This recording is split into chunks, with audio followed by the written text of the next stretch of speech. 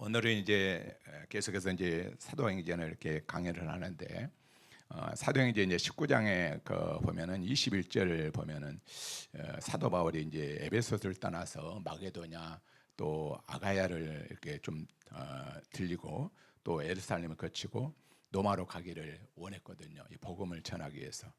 근데 마지막 이제 오늘 이제 뭡니까? 사도행전 19장 21절을 보면은 에베소를 곧바로 떠나지 않았어요. 20일 보니까 먼저 이제 보내고 자기는 에베소에 얼마 동안 더 이렇게 남게 되는 것을 보게 됩니다. 왜 사도 바울이 에베소를 곧바로 이렇게 떠나지 않았을까요? 왜 그럴 것 같아요? 그 이유가 이제 성경에 나오는데 오늘 이제 고린도전서 16장 보면은 고린도전서 16장 8절 9절 PPT 안 나옵니까? 8절 9절을 보니까 이렇게 기록되어 있습니다. 한번 읽어볼까요? 시작. 내가 오순절까지 에베소에 머물러 하면, 그렇죠? 에베소에 머물러 있는 이유가 뭐죠? 내게 강대하고 유효한 문이 열렸으나 대적하는 자가 많음이라. 대적하는 자가 많기 때문에 지금 사도 바울이 에베소를 떠날 수가 없는 거예요. 복음이 이렇게 복음의 문이 열려서 많은 사람들이 구원의 그 기쁨의 소식을 듣고 예수를 믿게 되는데 한편으로는 또 대적하는 자들이 엄청나게 많이 있기 때문에 바로 이 부분을 이렇게 이 에베소서를 떠나지 못하는, 에베소서에서 정말 큰 부흥을 이렇게 보았거든요. 이 부흥을 그런데 싫어하는 대적하는 이들이 있었습니다. 얼마나 이 대적하는 이들이 많은지 모릅니다. 얼마나 거기에서 큰 소동이 오늘 이제 벌어졌는지 모르죠. 사실 지금까지 사도 바울이 뭐 서영교 여행을 하면서 항상 대적이 있었죠. 반대 세력이 항상 있었습니다. 저항이 있었고. 근데 그 규모와 그 강도 면에서는 이번처럼 엄청난 그런 저항을 이렇게 맞닥뜨린 적이 없었거든요. 가장 강력한 그런 저항을 에베소 이 지역에서 만나게 됩니다. 왜 그럴까요? 왜 이 반대 세력들이 이렇게 저항을 할까요? 쉽습니다. 바로 에베소에서 유례없는 부흥이 일어났기 때문에 그렇습니다. 여러분들, 유례없는 부흥이 일어난 곳에 항상 유례없는 저항이 있다는 것을 여러분들 주목하시기 바랍니다. 이 배후에 누가 있냐면은 바로 마귀가 있습니다. 마술과 어둠이 지배했던 그 도시, 에베소 도시죠. 빛 대신 예수 그리스도가 선포되니까 그 어둠이 드러나게 되죠. 많은 이들이 그래서 막 복음이 선포되니까 빛이 들어가게 되니까 마술에서 노임을 받게 되고 빛 가운데로 막 나오는 것을 사단은 그냥 가만히 두질 않죠. 엄청나게 반대합니다. 다시 말씀드립니다. 유례없는 부흥은 반드시 사단의 유례없는 지향을 불러옵니다. 그런데 더 중요한 사실은 뭐냐 했을 때 이 영적인 법칙을 사도 바울은 이미 인식을 하고 있고 다 알고 있었다는 사실입니다. 우리는 이 영적인 법칙을 알아야 돼요. 항상 사도 바울은 계획이 분명히 있었습니다. 마게도냐에 좀 가야 되고 복음을 전하기 위해서 또 이 아가야로 가야 되고 또 예루살렘으로 가야 되고 또 로마로 가야 되는, 이것이 이제 사도 바울의 계획이었거든요. 그런데 지금 에베소를 바로 떠날 수 없는 이유가 분명하는데 지금 영적으로 거대한 저항이 있었기 때문에 거기서 남아서 자기는 기도를 해야 되겠구나. 이 영적인 세력과 싸워 이기려면 기도해야 되겠구나. 영적인 감각이 있는 바로 사도 바울이죠. 이거는 이제 우리 교회에 한번 우리가 적용을 한번 해볼까요? 정말 우리 교회가 이제 하나님의 역사 가운데 유례없는 부흥을 경험하고 있다고 한다면, 예정한다면은, 그러면 여러분이 무엇을 예상해야 되냐 그러면은 반드시 유례없는 부흥에는 바로 뭐가요? 매우 싫어하는 세력들이 항상 있다는 사실을 우리는 잊지 말아야 될 줄 믿습니다. 부흥했다면 사단이 이 교회를 공격할까요? 공격하지 않을까요? 반드시 공격하게 됐습니다. 반드시요. 유례없는 부흥은 항상 유례없는 재앙을 불러오게 됩니다. 여러분, 그래서 기도하셔야 돼요. 우리 성도님들이. 여러분들에게 교회를 지켜야 될 그 사명이 있는 줄 믿습니다. 여러분들, 사도 바울이 왜 다른 서신서가 아니라 하필 에베소서에서 영적인 싸움을 얘기하고 있는 여러분들 아십니까? 우리 싸움은 혈과 육이 아니고 바로 어둠의 권세와 대적하는 것이다. 이 부분을 에베소서에서 이렇게 말씀을 하고 있잖아요. 바로 그 이유는 이 저항을 바로 사도 바울이 경험했기 때문에 그래요. 에베소서에서 이 어둠의 권세들이 얼마나 지향이 심했는가. 그래서 에베소서 우리가 잘 아는 대로 6장 11절 12절이 그냥 나온 말이 아니거든요. 마귀의 관계를 능히 대적하기 위하여 하나님의 전신갑주를 입으라고 말씀하죠.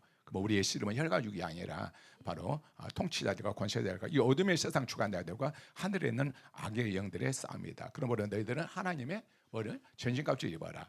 이는 악한 날에 내가 능히 대적하고 모든 일을 행한 후에 서기야 합니다. 이렇게 말씀을 하고 있습니다. 그래서 이 말씀을 에베소서 하는 이유가 있습니다. 바로 에베소서에 강력한 바로 어둠의 권세가 저항을 하고 있었기 때문에 이 말씀을 하고 있다는 사실을 우리는 알 수가 있습니다. 그런데 우리는 영적으로 너무나도 무지하지 않아요. 영적으로. 요한계시록 2장 24절에 보면은 예수님께서 사단을 잘 모르는 그 이들을 책망하시는 내용이 나와요. 우리가 두아디라의 그 교회에 보니까 2장 24절에 한번 읽어볼까요? 시작. 두아디라에 남아 있어 이 교훈을 받지 아니하고 소위 사탄의 깊은 것을 알지 못하는 너에게 말하는 책망하는 비본이거든요. 우리는 우리 원수를 잘 모른다는 것이죠. 소위 사단의 깊은 것을 알지 못하는 너에게 말한다 이렇게 말합니다. 그래서 제가 오늘 우리 원수인 마귀 그 사탄의 정체에 대해서 먼저 말씀을 여러분들과 나누려고 합니다. 도대체 마귀는 누구일까요? 도대체 사탄은 누구일까요? 마귀 사탄. 여러 가지 이제 설명할 수 있지만은 제가 보기에 가장 좋은 설명은 바로 그의 이름을 가지고 설명하는 것이 가장 좋을 것 같아요. 왜냐하면 이름이 바로 그의 정체성이 있기 때문에 그렇습니다. 마귀 사탄. 요한계시록 여러분들 12장 여러분들 9절 말씀은 잘 알죠. 큰 용이 내쫓기니 바로 옛뱀 마귀 사탄 온천하를 꿰는 자라 이렇게 말을 하죠. 여기 보니까 세 가지 이름이 나와요. 옛뱀이 나오고 마귀가 나오고 사탄이 나옵니다. 물론 다른 이름도 있어요. 성경에는 이사야에서 14장 보니까 루시퍼를 또 이렇게 말씀을 표현하고 있고요. 또 요한복음에서는 뭐라고 하죠? 거짓이 아비다고 이렇게 표현하고 있고 또 고린도전서에서는 뭐라고 하죠? 이 세상의 신이다 이렇게 말씀을 하고 이렇게 이제 표현되지만은 그래도 요한계시록에서 마지막으로 이 사단의 정체를 딱 세 가지로 정리하는데 옛뱀, 마귀, 사탄이라 이렇게 정리하고 있습니다. 여러분 옛뱀 하면 생각나는 사건이 있죠. 네, 바로 뭐가 생각납니까? 에덴 동산에서 하를 깨더니 바로 유혹하더니 이렇게 나오죠. 여러분 옛뱀은 누구입니까?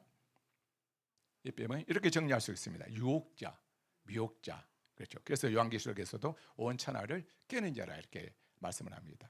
마귀는 유혹합니다. 옛뱀이 하를 유혹했던 것처럼 지금도 우리를 미혹하고 유혹합니다. 그 옛뱀 말고 다른 이름이 있는데 바로 뭐라고 하죠? 마귀라고 하고 오늘 보니까 사탄이라고 한답니다. 마귀는 헬라어고 마귀는 바로 헬라어로 디아블로 한국말로 이 부분을 옮긴 거예요. 그리고 사탄은 히브리어입니다. 히브리어. 이 히브리어와 헬라가 가진 온뜻이 뭐냐? 마귀가 디아블로. 디아 둘로 불로 분열시키다. 이게 마귀예요. 디아블로 이렇게 합성으로 되어 있죠. 디아는 둘로 불로는 나누는 자. 이것이 바로 마귀죠. 마귀의 그 이름의 뜻이 뭐냐면은 둘로 나누는 자다. 여러분들 무섭죠? 마귀가 하는 거 둘로 나누는 거예요. 여러분들 마귀가 하는 일이 무엇이에요? 분열시키는 일입니다. 분열. 하나됨을 깨는 것입니다. 디아블로기 때문에 그래요. 그리고 사탄. 이 사탄은 히브리어인데 바로 이 사탄으로 가는 히브리어가 가진 뜻이 뭐냐면은 대적하다, 막다, 바로 방해하다. 사탄은 이런 의미를 가지고 있어요. 실제로 우리가 열왕기상 11장 14절에 이런 말이 있어요. 한번 보여주세요. 여호와께서 에돔 사람 하닷을 일으켜 솔로몬의 대적을 이거 사탄이 되게 하시니 이렇게 표현하면 됩니다. 이게 바로 히브리어로 솔로몬의 사탄이 되게 하시니 이렇게 보면 되겠습니다. 그러니까 사탄이라는 말 자체는 바로 어떤 의미가 있습니까? 막는 자, 방해하는 자, 대적하는 자 이 말입니다. 신약 성경에도 그대로 사탄이 쓰이는데 무엇을 막는지 여러분들 아십니까? 한번 봅시다. 데살로니가서 2장 18절에 시작. 그러므로 나 바울은 한 번, 두 번 내게로 가고자 했으나 사탄이 우리를 막았도다. 오늘 우리는 이 어둠의 영의 정체를 이제 좀 알았어요. 이렇게 정리할 수가 있겠네요. 옛뱀이에요. 그래서 우리는 바로 유혹합니다. 옛뱀이 유혹하고 미혹합니다. 이 마귀는 디아블로거든요. 분열시키는 자입니다. 교회를 분열시키고 가정을 분열시키는 것이 이 마귀죠. 또 사탄이거든요. 대적하고 순종하지 않고 방해하고 하나님을 이렇게 막습니다. 여러분 마귀 사탄의 정체 하는 일 여러분 다 아시겠습니까? 마귀, 사탄의 형제, 마귀가 하는 일 뭔가 여러분 아시겠어요? 한 번 더 정리해 드릴게요. 예, 반응이 없네요. 마귀는 1번 우리 죄를 우리가 죄에 빠지도록 유혹하고, 아멘. 두 번째 하나됨을 깨고, 세 번째는 뭐예요? 하나님의 일을 대적하는, 이게 바로 사탄이 하는 일이에요. 성경에 보시면 이 세 가지로 하나님의 백성들을 흔들어요. 늘 보면은 이 마귀가, 옛뱀이 사단이 하를 유혹했던 것처럼 하나님의 사람 바로 다윗을 유혹을 했죠. 삼손을 유혹을 하고, 또 초대교회 그 아나니아와 삽비라를 돈으로 유혹합니다. 미혹합니다. 바로 그렇게 이제 교회를 이렇게 공격하는 것이 이 마귀입니다. 그리고 계속해서 분열시킵니다. 디아블로기 때문에 그래요. 대표적으로 여러분들 신약 성경의 최고의 선교사였던 바울과 바나바를 둘로 나누죠. 분열시키는 거예요. 바로 고린도 교회, 나는 바울파다, 나는 게바파다, 나는 아볼로파다, 분열시키죠. 바로 이게 바로 디아블로, 마귀가 하는 일이에요. 여러분들, 그래서 우리가 정말로 조심해야 됩니다. 교회를 분열시킵니다. 하나가 됨을 하지 못하게 만드는 것이 바로 이 마귀입니다. 사탄은 뭐라 했습니까? 대적한다. 그 이름 자체가 대적자입니다. 특별히 오늘 에베소서 사는 일을 한번 보시기 바랍니다. 부흥이 일어나니까 어떻게 됩니까? 사람들을 모아서 막 대적을 합니다. 엄청나게 대적을 해요. 오늘 이제 본문을 보니까. 그래서 오늘 특별히 이 에베소서에서 대적하는 이 모습을 통해서 사단이 어떻게 하나님의 일을 막는지를 우리가 확인할 수가 있습니다. 자, 대적자인 사단이 하나님의 일을 어떻게 막을까요, 여러분들?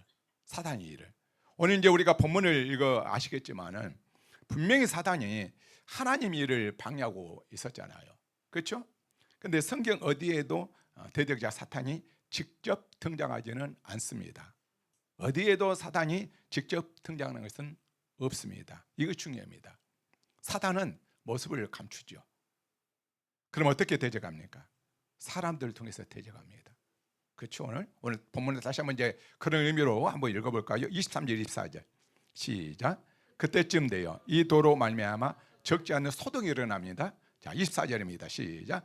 즉 데메드리오라 하는 어떤 은장식이 은으로 아데미의 신상 모형을 만들어 직공들에게 적지 않는 벌이를 하게 하더니, 바로 누가 나옵니까? 데메드리오라는 한 사람이 등장을 합니다. 이 사람은 아데미 그 신의 우상을 만들어서 돈을 버는 사람이라 이렇게 말을 합니다. 마귀가 이 사람을 작동시킵니다. 그렇죠? 이 사람이 비슷한 일을 하는 직공들을 모게 만듭니다. 계속해서 많은 사람들이 모아서 복음을 전하는 일을 방해합니다. 선동하죠. 보입니까, 여러분들? 이게 굉장히 여러분들 중요한 포인트입니다. 사단이 하나님 일을 막아요, 방해해요, 퇴적해요. 그런데 직접 하는 것이 아니에요. 누구를 통해서요? 사람을 통해서 퇴적해요. 이거 여러분들 영적으로 볼 줄 알아야 돼. 싸움 만들게 만들고 시기하게 만든 것이 아니에요, 여러분들. 뒤에서 비호하는 세력이 다 있어요. 유혹도 마찬가지예요, 여러분들. 성경에 보면은 영적 존재인 사단이 직접 등장해서 하나님의 백성을 유혹한 경우는 딱 한 번밖에 없어요. 사단이 직접 등장해서 유혹하는 그 장면이 딱 한 번 있습니다. 어딘지 아십니까? 언제 했을까요? 하나님의 아들 예수님이 금식한 뒤에 사단이 직접 등장하죠. 유혹한 적이 있어요, 없어요? 마태복음 4장 3절에 시험하는 자가 예수께 나와서 이르되, 이렇게 말을 해요. 내가 만일 하나님의 아들이었던, 바로 그냥 이 등장합니까? 사단도 궁금했던 거예요. 진짜 하나님의 아들이 인간이 되셨는가? 궁금했던 것이죠. 그렇게 이제 묻잖아요. 당신이 진짜 하나님의 아들이었던, 궁금하다 이거예요. 사탄도. 사단이 너무너무 궁금해서 예수님 앞에 한 번 나타난 것 외에는 성경에서 사탄은 유혹을 하는데 항상 누구를 통해서 유혹했습니까? 사람을 통해서 유혹을 합니다. 우리가 성경 봐보세요. 들릴라를 통해서 삼손을 유혹하죠. 바세바를 이용해서 다윗을 유혹하죠. 바나바와 바울의 분쟁, 분열, 사탄이 직접 이렇게 한 게 아닙니다. 사단이 등장하지 않아요. 그런데 도망자 마가를 매개로 바로 삼아서, 사람을 매개로 삼아서 분열시키는 것을 우리는 볼 줄 알아야 됩니다. 오늘 에베소서도 마찬가지예요. 아데미 신전과 관련돼서 경제적 이익을 올리던 데오드로라고 하는 사람, 또 직공들을 도구로 삼아서 오늘도 바로 대적을 하고 있는 것을 보게 됩니다. 그래서 우리가 이런 시각으로 성경 보면 굉장히 여러분들 성경 무섭습니다. 무서워요. 이런 시각으로 보면 모든 것들이 뒤에서 비호하는 그 세력들이 있구나. 사람을 통해 산다고요. 마귀는 직접 안 보여, 눈에. 사람을 통해서 생각을 집어넣고 마음을 막 이렇게 계속 혼미하게 만들고 유혹하게 만들어 갖고 사람을 통해서 이렇게 미혹합니다. 이런 것들 우리가 영적으로 이제 분별력이 있어야 된다는 거예요. 그래서 오늘 에베소에 등장하는 이 데메드리오와 직공들이요, 자기들도 모르게 지금 사단의 도구가 되었다는 사실이 없다 아십니까? 자기도 모르는 거예요. 근데 더 무서운 것은 이들만이 아니에요. 성경 보니까 한때 예수님에게 정말 칭찬받았던 수제자 베드로도 잠깐이지만 자기도 모르게 여러분들 사단의 조가 된 적이 있었습니까? 없었습니까? 있었잖아요. 마가복음 8장 33절에는 충격적인 말이죠. 예수님이 제자들 있잖아요. 마지막에 그러면 너희들은 나를 누구라 하느냐? 그러니까 수제자 베드로가 주는 것을 주고 살아계신 하나님의 아들입니다. 그러니까 이걸 알게 하는 건 혈육이 아니고 하나님 아버지시다 그러면서 바요나 시몬아 복이 있다 하면서 칭찬해 줬잖아요. 그런 게 바로 뒤에서 바로 이렇게 말씀합니다. 베드로가 한 말이거든요. 사단아 내 뒤로 물러가라. 내가 하나님의 일을 생각하지 않냐고 도리어 사람의 일을 생각하는도다. 예수님 측은 베드로를 조종하고 있는 사단을 지금 보고 있는 것이죠. 그 순간에 사단이 역사하는 거예요.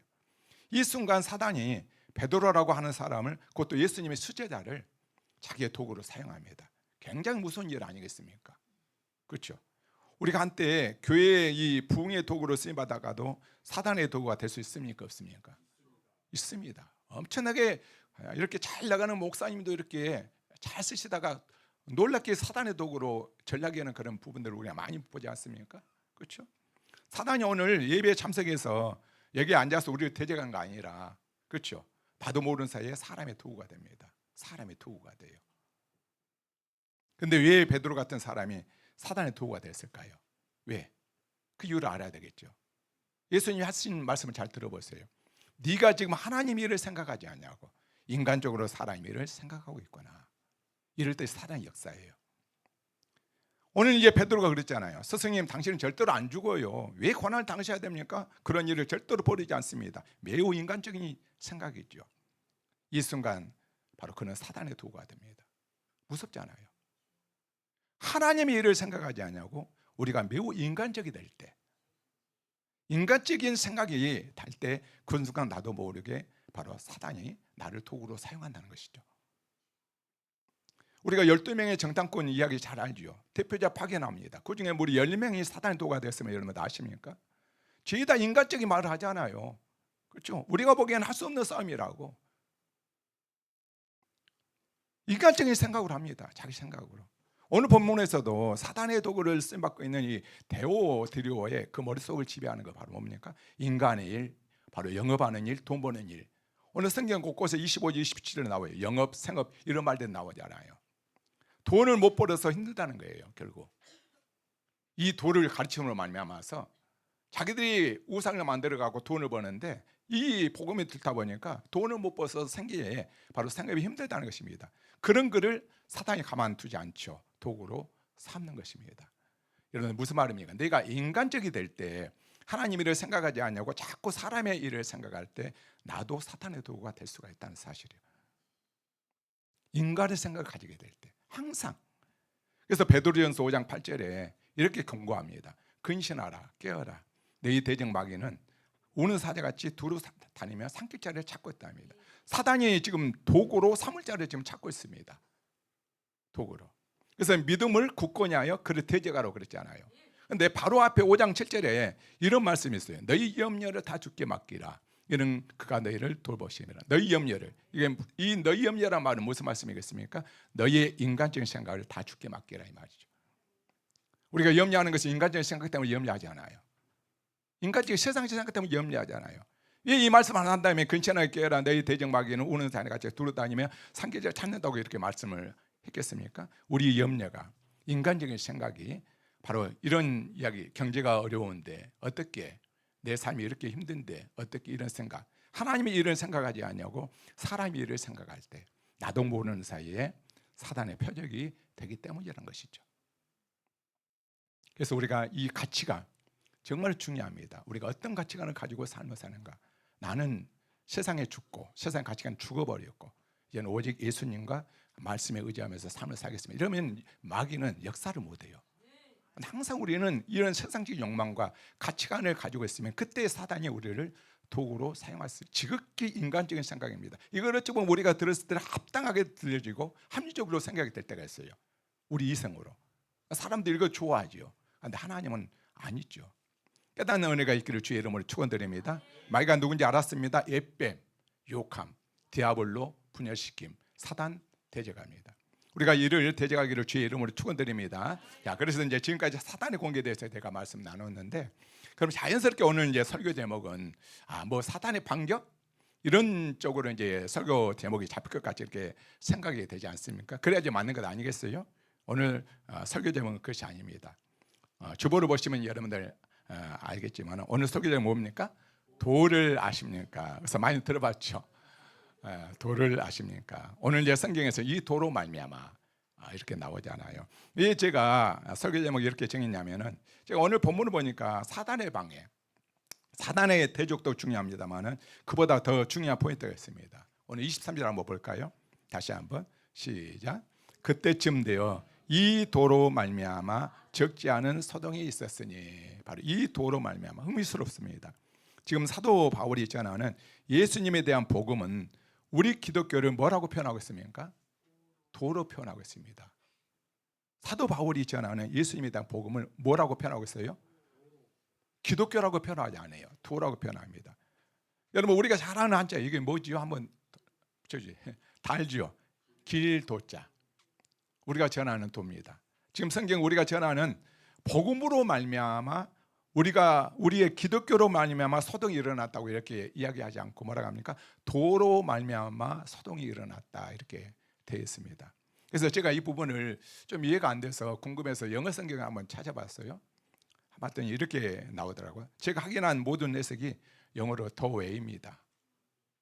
도로 되어 있습니다. 도, 길, 도자. NIV 바로 뉴 킹 제임스 번역, 바로 NLT, 바로 이 네 개의 성경, MRSV, 바로 성경에 다 네 가지가 다 가지는데 다 뭐라고 합니까? 바로 the way입니다. 길입니다. 길. 그 앞에 뭐 소동에 대해서 뭐 디스트로폰스라든가 뭐 컨서링 이런 부분 여러 가지 단어를 썼는데 이게 중요한 거 아니고 모두가 다 뭐라고 합니까? About the way, the way, the way, the way 씁니다. 정말 우리 기독교를 다 뭐라고 씁니까? 길, the way라고 씁니다. 한자로 도라고 부르고 있는 것이 맞습니다. 그렇죠? 언어가 어떻게 되어 있느냐 궁금해서 또 제가 이 컴퓨터를 찾아봤더니 정말 언어로 호도스라고 되어 있어요. 호도스. 그게 길이라는 뜻입니다. 길. 여러분들 이 호도스 이 말을 여러분 처음 들은 것 같죠? 그런데 여러분이 잘 아는 헬라어입니다. 여러분 출애굽기 알아요? 헬라어로 성경으로 번역되면서 엑소도스 이렇게 번역되잖아요. 엑스, 그렇죠? 엑스 뭐뭐 밖으로, 그리고 도스, 호도스 길. 그러니까 그 길, 노예의 길, 지하의 길, 억압의 길, 이 밖으로 나왔다. 바로 이게 엑스호도스죠. 지하의 길, 바로 노예의 길, 억압의 길 밖으로 나왔다. 이것이 엑소도스 출애굽이죠. 굉장히 놀랐습니다. 기독교는 여러분에게서 더 웨이랍니다. 도.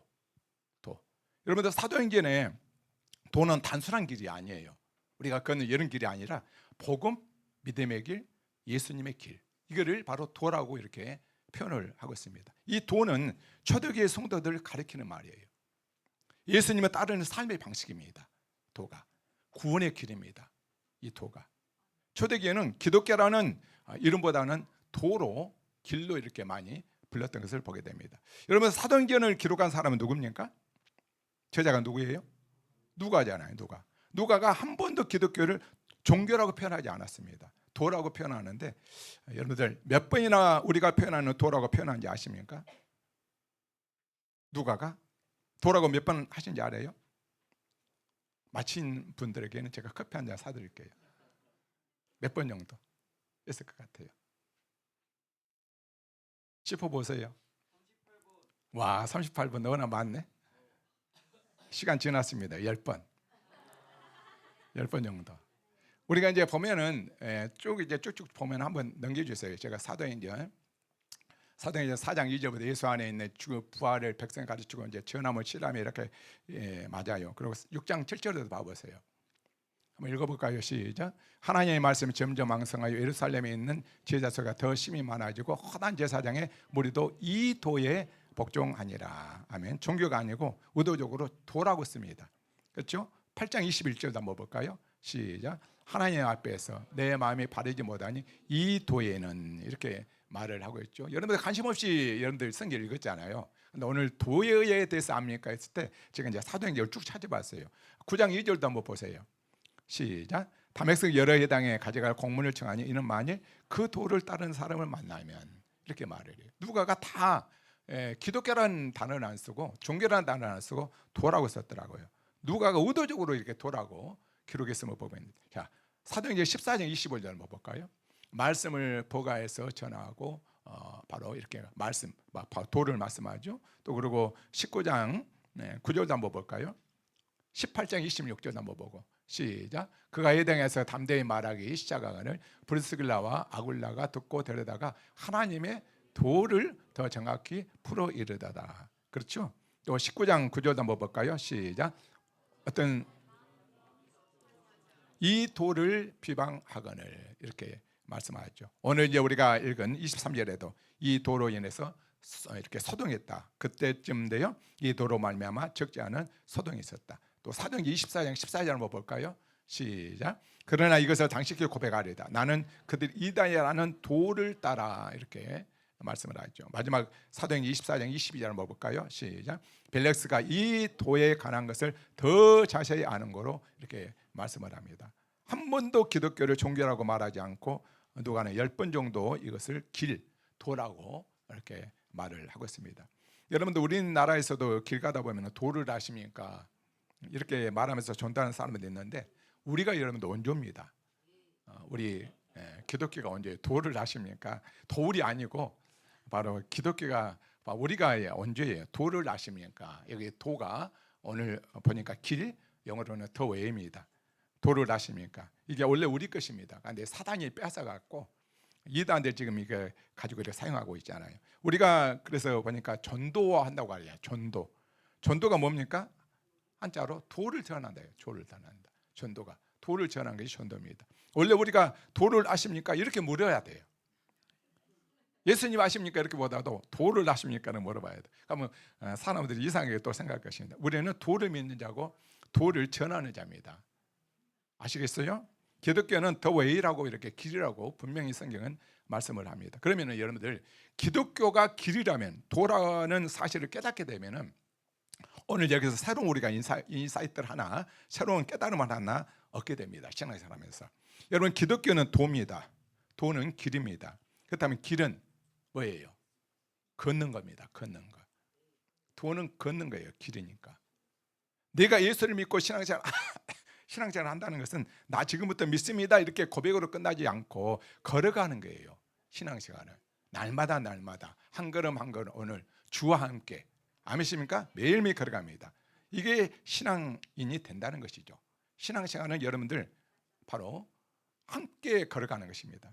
예수님을 구주로 믿습니다, 이 말이 기독교 신자가 이렇게 한다고 해서 되는 것이 아니라, 이제 내가 엑스호도스, 바로 옛날에 걷던 그 과거의 그 길, 지하의 길에서 내가 이제 나와서 이제는 새로운 길, 바로 새로운 삶을 걸어간다. 이게 이제 기독교라는 이 말씀이죠. 우리가 예수를 믿고 새로운 길을, 새로운 삶을 내가 걸어갑니다. 이것이 엑소도스입니다. 출급이죠. 신앙생활의 여러분 과정이에요. 과정. 우리는 믿는다고 하는 것은 길을 걷는다, 그 말씀이거든요. 길을 걷고 있다. 고백으로 끝난 것이 아니라 삶으로 지금 살아가고 있는 것이죠. 길 걸어가고 있습니다. 그런데 감사하게도 우리가 걷는 길은 어떤 길입니까, 여러분들? 우리가 걷는 길은 오늘도 찬양 들었잖아요. 천국길이에요. 천국길. 할렐루야. 생명으로 인도하는 길입니다. 아멘. 우리가 걷는 이 길 끝에 우리 하나님 나라가 바로 준비됨을 여러분 믿으시기 바랍니다. 목적지가 황홀한 길이 바로 우리가 가는 천국길입니다. 두 번째로 안타까운 건 뭡니까? 오늘 찬양할 때 우리 집사님이 멘트도 많이 이야기했는데, 이 길은 여러분들 좁은 길이에요. 좁은 길. 천국으로 인도하는 길인데 좁은 길, 생명으로 인도하는 길이에요. 근데 우리가 걷는 길은 좁은 길입니다. 절대로 여러분들 편한 길이 아니에요. 어려운 길이에요. 심지어 예수님은 그 길이 협착해서 찾는 이가 많대요, 적대요. 적다고 그러고 말합니다. 영어로 보니까 But small is the gate and narrow the road 그랬습니다.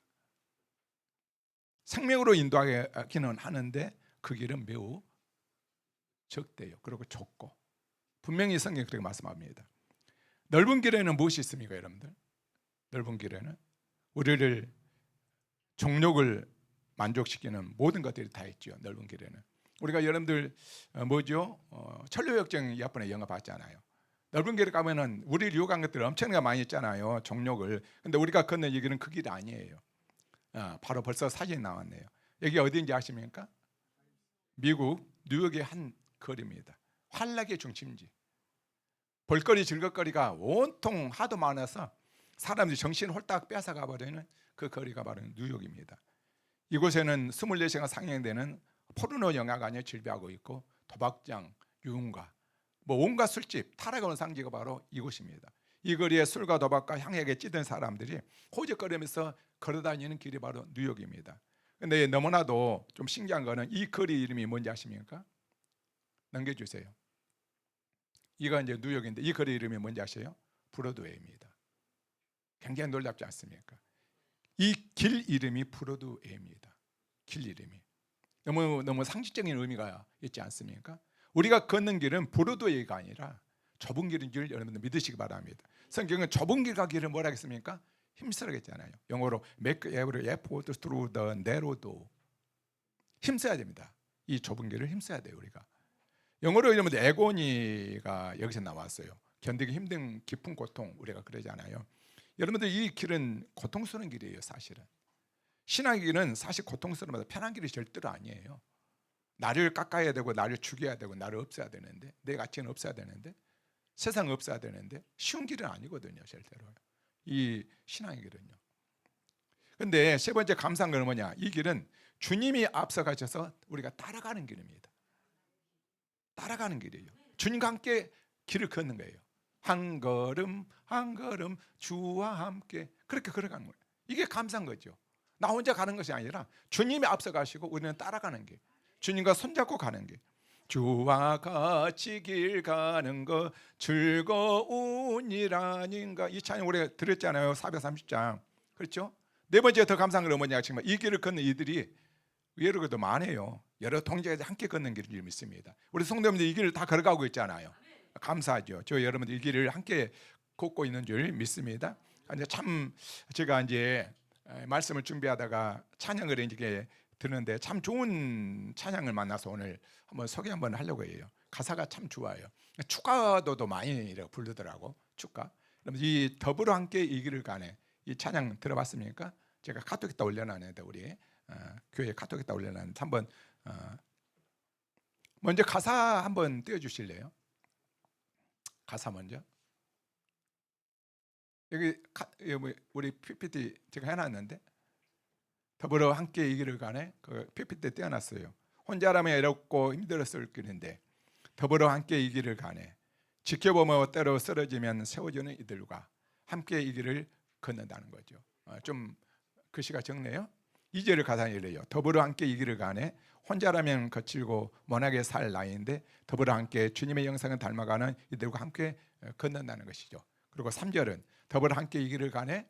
2000년 동안 계속 이어져 온 길, 더불어 함께 이 길을 가네. 그의 나라 올 때까지 이어질 바로 길이라는 것입니다. 자, 한번 찬양 한번 들어보기 바랍니다. 좋아요. 가사를 생각하면서 저 이제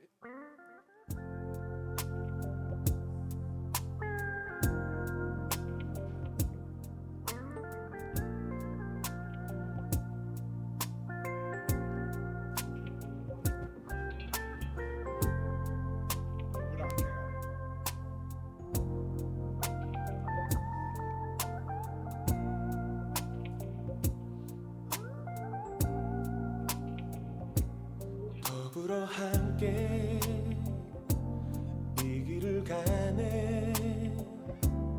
혼자라면 외롭고 힘들었을 길 더불어 함께 이 길을 가네.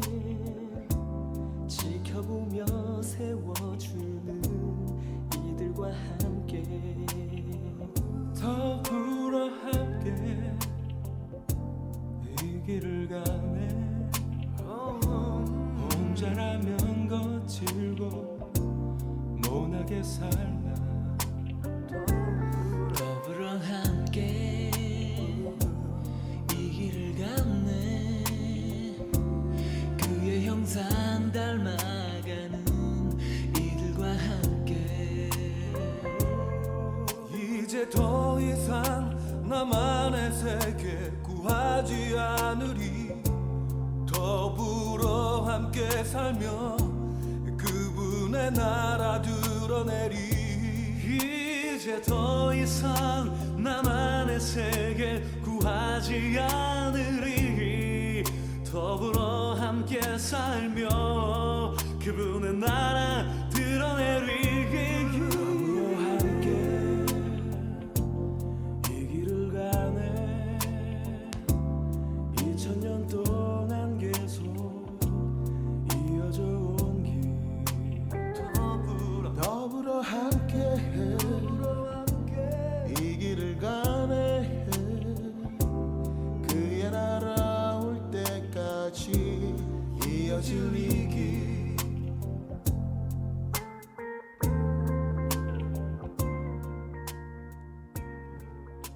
아멘. 역교현만요. 예. 가사 참 좋죠. 예. 우리가 천국 가는 길을 걷는데 좁은 길이지만은 주님이 먼저 가신 길을 걸어가고 주님과 함께 하시고 주님이 또 이렇게 감사하게도 우리가 쓰러지면 세워주는 바로 우리 동역자들이 있어서 늘 감사하죠. 여러분 우리가 신앙생활을 하다가 보면은 우리가 넘어질 때가 있어요. 낙심될 때도 있고 근데 옆에서 세워주는 거죠. 잡아주는 거죠. 여러분 목회자도 목회하다가 얼마나 많이 낙심한지 여러분들 아십니까? 표현 안 해서 그랬지. 그때 여러분들이 이제 잡아주고 여러분들이 또 힘을 주시고 동역자들이 구역 식구들이 이렇게 쓰러지고 낙심될 때 늘 이렇게 잡아주는 거죠. 이 길을 끝까지 이제 걸어가는 것이죠. 우리가 그렇게 갔으면 좋겠어요. 아멘시죠? 실수했다고 뭐 비판하고 대적하지 마시고 이게 사탄의 도구가 되는 거거든요. 늘 그게 아니라 쓰러지면 세워주고 주님 나라 갈 때까지 우리가 길을 같이 갔으면 참 좋겠다. 더불어 함께 가는 길. 아멘시죠? 예, 말씀을 마치겠는데 부흥이 있는 곳에 사단의 제약이 반드시 있습니다. 부흥에 만족하지 말고 우리가 늘 기도를 해야 될 줄 믿습니다. 오늘 옛뱀 곧 마귀 사탄의 정체를 알아야 됩니다. 옛뱀이 뭐라 하겠습니까? 유혹한 디아블로는 분열시키고 사단은 대적한 것이다. 근데 자기 모습을 사단은 감춰요. 누구를 통해서 대적한다고요? 사람을 통해서 분열시키고 우리도 모르게 또 사탄의 도구가 되지 않도록 우리가 늘 깨어 기도해야 될 줄 믿습니다. 언제 사탄의 도구가 된다겠습니까? 우리가 하나님의 일을 생각하지 않을 때 너무너무 인간적이 될 때 사람의 일을 생각할 때 그때 사탄의 도구가 될 수가 있습니다. 기독교는 종교가 아니라겠죠. 성경 어디에도 기독교를 종교라고 하지 않고 기독교는 뭐라고요? 도다, 길이다. 걸어야 될 길인 줄 여러분들 믿으시기 바랍니다. 또 우리가 걷는 이 길은 생명으로 인도하는 길이고 바로 좁은 길이고 그러나 주님이 앞서가시고 동역자들 함께 걷는 길인 줄 믿습니다.